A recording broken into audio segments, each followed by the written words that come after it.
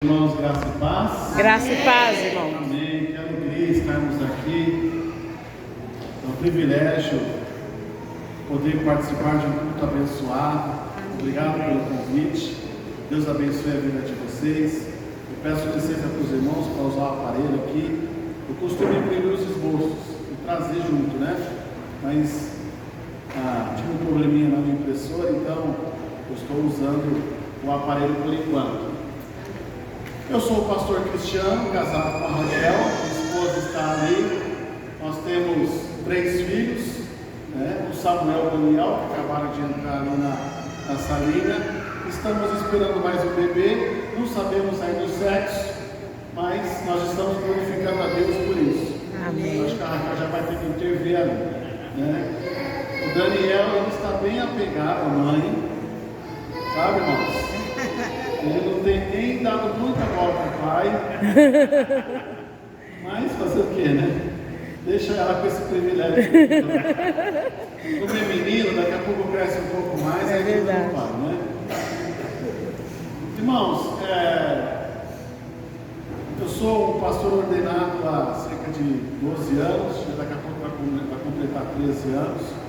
Nós frequentamos hoje a Igreja Batista do Estoril, né? Sou casado também com a Raquel já há cerca de 12 anos. E eu, pela graça de Deus, eu fiz 3 cursos na área teológica. Uma licenciatura, um bacharel e um mestrado. Eu sou professor do Seminário Teológico Batista, pela graça de Deus, né? Eu tenho ministrado alguns cursos em algumas igrejas, cursos específicos como de liderança, pequenos grupos, missões e evangelismo. Fica aqui também, né, essa informação para os irmãos, que eu estou à disposição, havendo necessidade, a gente pode combinar algo. Eu estou só passando um pouquinho de mim para os irmãos conhecerem, para que os irmãos possam saber quem é este rapaz que está falando aqui, né? Eu me converti com 20 anos, eu era realmente uma pessoa muito problemática, alguém que fez todo tipo de besteira na vida, mas aos 20 anos o Senhor me resgatou de dentro de uma boate. O Senhor me tirou de dentro de uma boate e Ele me chamou não só para o Evangelho, para a salvação, mas Ele chamou também para o ministério, para o pastorado. E hoje eu quero ministrar uma palavra, para a qual eu orei, claro, perguntei ao Senhor aquilo que Ele gostaria de falar com a igreja nesta noite, e queria pedir para que você abra sua Bíblia, então, 2 Crônicas, capítulo 7. Glória a Deus, Aleluia. 2 Crônicas, capítulo 7. a glória. A Raquel já me passou as informações, né? Eu tenho cerca de 3 horas para pregar. Né? Glória a Deus. Eita. A gente pode sair daqui depois da meia-noite. Ah, sem dúvida. Eu já participei de muitas vigílias, viu, irmãos? Glória a Deus. Orações dos montes também. Oh, glória. A pessoa fala assim, mas pastor é batista, tem que estar tradicionais ou não? Sou, irmãos, mas eu tenho o desejo de me encontrar com Deus sempre. Aleluia. E é essa mensagem que eu quero trazer para os irmãos aqui nesta noite. Amém. Eu vou ler dos versículos 12 a 16. Se possível, na sua casa depois, leia o capítulo 6 e o capítulo 7. Mas eu quero ler aqui dos versículos 12 a 16. 2 Crônicas, capítulo 7, dos versículos 12 a 16. Amém? Todos acharam? Amém. Vamos lá fazer a leitura do texto. Diz assim, versículo 12. E o Senhor apareceu de noite a Salomão e disse: ouvi a tua oração e escolhi para mim este lugar para a casa de sacrifício. Se eu fechar os céus e não houver chuva, ou se ordenar aos gafanhotos que consumam a terra, ou se enviar a peste entre o meu povo, e se o meu povo, que se chama pelo meu nome, se humilhar e orar e buscar a minha face, e se converter dos seus maus caminhos, então eu ouvirei dos céus e perdoarei os seus pecados e sararei a sua terra.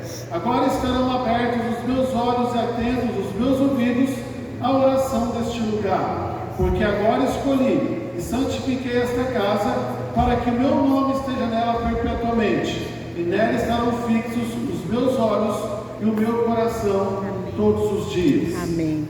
Mais uma vez o versículo 14.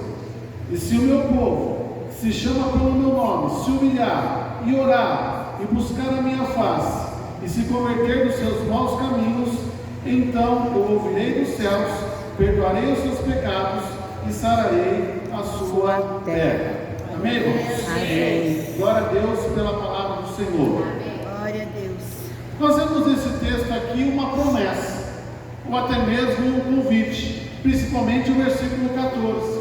Nós vemos um chamado de Deus para o seu povo, para uma revitalização, uma restauração, um recomeço, um despertamento espiritual, ou até mesmo um avivamento. Amém. E eu posso dizer que hoje, irmãos, o avivamento, o despertamento espiritual é a maior necessidade da igreja. Amém. Eu posso dizer isso de uma forma geral. A igreja, ela precisa ter vida, ela precisa ter vida em abundância. Amém. A igreja, ela precisa ser cheia do Espírito Santo de Deus. Amém. O próprio texto de João 7,38 diz assim: creia em mim, como diz a Escritura, do seu interior fluirão rios de água viva. O próprio Senhor Jesus diz isso. Mas, irmãos, infelizmente, muitas vezes, essa não é a realidade que percebemos no meio do povo de Deus.